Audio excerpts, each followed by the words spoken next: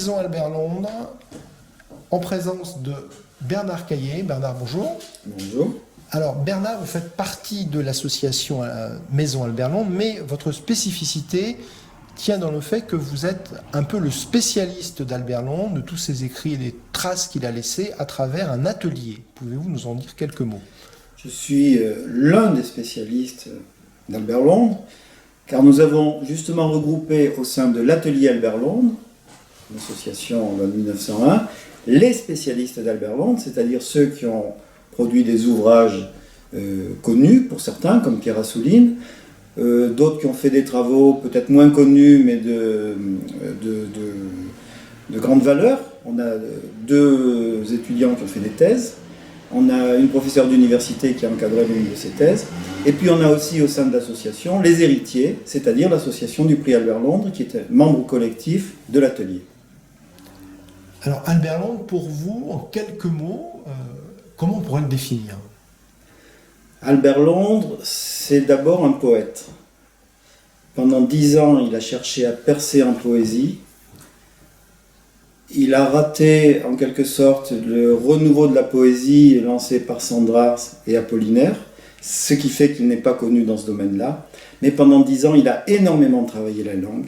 Il sait le poids des mots, il sait exactement comment modeler le rythme d'une phrase, employer le mot juste, et lorsque, pour vivre, il a dû faire du journalisme, eh bien tout son travail de poète s'est retrouvé dans son écriture. Poèmes que l'on trouve encore en édition aujourd'hui, ou difficilement, je crois? Ces poèmes ne sont pas édités aujourd'hui actuellement, et ils sont donc très difficiles d'accès, mais on va peut-être arranger ça au sein de l'atelier. Voilà. Alors, atelier, vous avez créé aussi une maison d'édition, les éditions du Mishka, qui était le surnom d'Albert Londres, je crois, c'est ça? Alors Albert Londres, lorsqu'il avait enquêté en Pologne, en 1926, était revenu avec un petit ourson en bois. Et alors, ce n'est pas du polonais, c'est du russe, mais en russe, l'ourson, un petit ours, on appelle ça un mishka.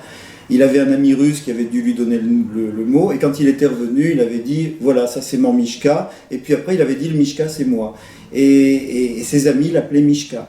Et donc, lorsque nous avons voulu publier des inédits d'Albert Londres au sein de l'atelier, on a pris comme label édition du Mishka, pour ne pas mettre du Albert Londres partout, mais on a pris ce qui était représentatif de sa personnalité à travers son surnom. Alors peut-être évoquer certains ouvrages. Là, je vois par exemple un ouvrage qui parle de la Palestine, de la Syrie, du Liban, des articles inédits du Petit Marseillais. Peut-être en dire 2 mots de ce petit fascicule édité par Swann. On sait bien, il est d'actualité en ce moment. Ce sont des articles qu'Albert Londres avait publiés sous pseudonyme dans le Petit Marseillais en 1926. Il était parti au Liban et en Syrie dans le cadre du mandat de la Société des Nations qu'avait obtenu la France, et pour voir un petit peu comment se faisait la gestion de cette région par le gouvernement français. Il était employé à l'époque par le journal Excelsior, et il avait une série qui était publiée sous son nom dans Excelsior. Mais là, dans le Petit Marseillais, il travaille sous pseudonyme et il se lâche un petit peu plus, il est un petit peu plus critique par rapport au gouvernement, et c'est assez intéressant quand on voit que son premier article dit « Le club de Damas sème la terreur parmi 300 000 habitants », on se croirait aujourd'hui.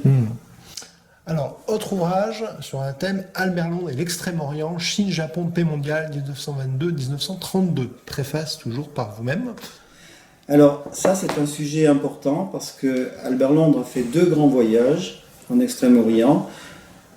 Le plus long de ces voyages, d'ailleurs, en 1922, un voyage qui a duré 8 mois, où il a longuement séjourné au Japon, en Chine, et puis dans une moindre mesure en Indochine et en Inde. Et il en était revenu avec une assez bonne connaissance du Japon et de la Chine de l'époque. La Chine de l'époque, c'était celle des seigneurs de la guerre, c'était un chaos total. Et il avait su trouver son chemin là-dedans, il s'était fait tout un réseau. Et en 1932, quand il y est retourné 10 ans après, lorsque les Japonais ont attaqué Shanghai. Et bien sûr, il avait l'appui de toutes ses connaissances et de son réseau pour traiter un sujet dont on n'a pas le contenu parce qu'il est mort sur le chemin du retour et son sujet est parti avec lui. Voilà, donc là, effectivement, peut-être faire la transition, on creusera un peu cette histoire avec un livre que vous avez vraiment publié vous-même sur Albert Londres, Terminus Guardafui. Alors peut-être nous dire en 2 mots qu'est-ce que c'est que cet ouvrage ? Alors Terminus Guardafui, le Cap Guardafui, c'est la corne de l'Afrique, c'est l'endroit où le Georges Philippard, le bateau qui le ramenait de Chine, a brûlé et Albert Londres est mort dans le naufrage en emportant son reportage et ses secrets. Alors, c'était dans le cadre des rencontres Albert Londres organisées à Vichy chaque année par Maison Albert Londres, je faisais une conférence sur le thème de l'année. Et sachant qu'en 2012, on allait traiter des voyages d'Albert Londres, 1922-1932, je cherchais de la documentation. Et je suis tombé sur des éléments qui dépassaient largement le cadre d'une conférence. Et donc, j'en ai fait un livre. Carléa, qui publiait tout Albert Londres, s'est pressé de publier, ils étaient très contents. Et ce livre tente de décrypter un petit peu ce dernier voyage qui était resté énigmatique pendant 80 ans. Alors, on en reparlera par ailleurs. Alors, je sais que l'atelier aussi publie des cahiers Albert Londres, peut-être évoqué, il y a combien de cahiers à ce jour Alors, pour l'instant, il y en a 2. 2. 2 cahiers Albert Londres. Le 3e est en préparation et ça sera un numéro double. Le premier cahier portait sur Marseille. Marseille, je vais montrer le... Voilà. C'était en 2017, c'était l'anniversaire de Marseille Porte du Sud.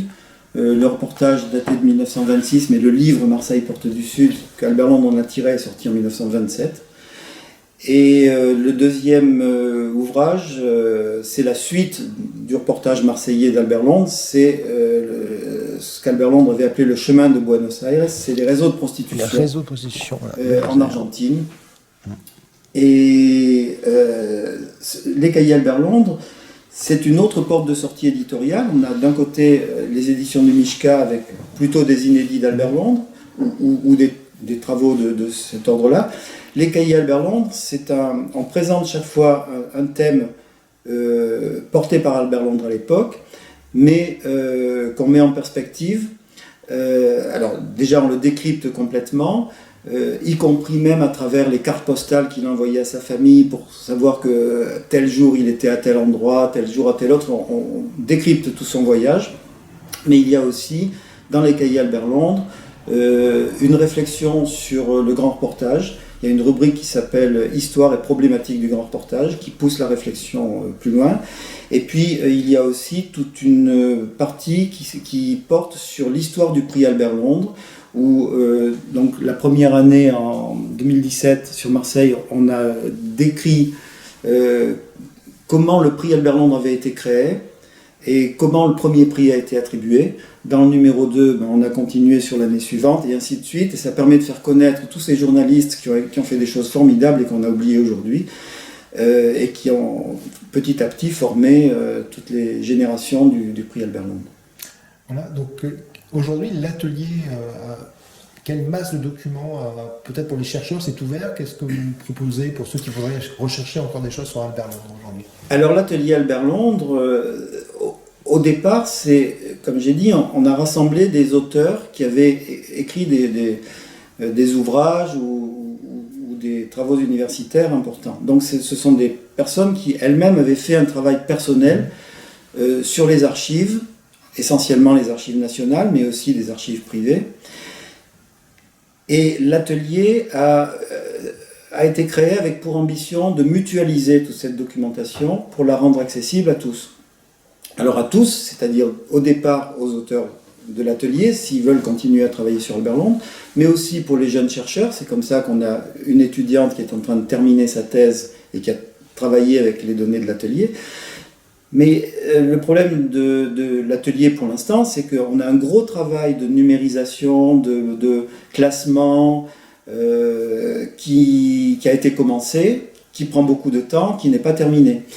Quand on va aux archives nationales, quand on ouvre un carton, on a par exemple un carton de correspondance, on va avoir une lettre de 1917, une lettre de 1923, une autre de 1912, c'est en vrac.